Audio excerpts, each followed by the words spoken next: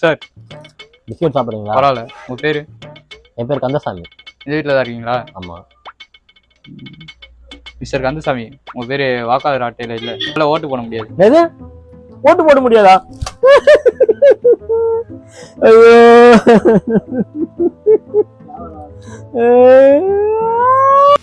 என்னடாப்பா voice உனக்கு? தம்பி எதுக்கு அழுகுற? எதுக்கு அழுகுற? சார் எல்லாம் போச்சு சார். போச்சு போச்சு எல்லாம் போச்சு. ஐயோ என்னால எதுவுமே பண்ண முடியாது சார். சார் எல்லாம் போச்சு சார்.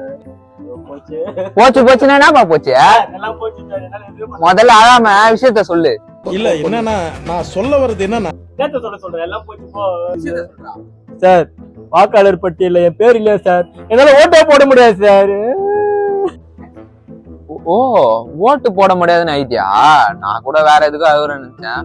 இந்த காலத்துல இப்படி ஒரு பையனா? பரவாயில்லையா சார்? ஏன் ஓட்டு சார் எப்படி சார் தூக்கலாம்? ஏய் தம்பி ரொம்ப ஃபீல் பண்ணாத. உன் கடமை வச்சு எனக்கு புரியுது. நான் உனக்கு எப்படியாச்சும் ஹெல்ப் பண்றேன்.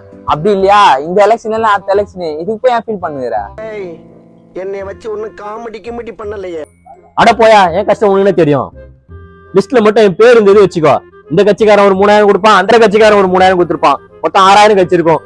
யாருக்கு ஓட்டு போட்டாலும் பிரச்சனையா இருக்கும். அதுக்காக வீட்டுல சரக்கு அடிச்சுட்டு ஜாலியா இருந்திருப்பேன். இப்ப எல்லாம் போச்சு.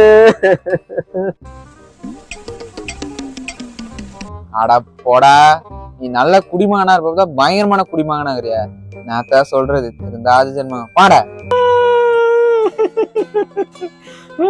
போச்சு.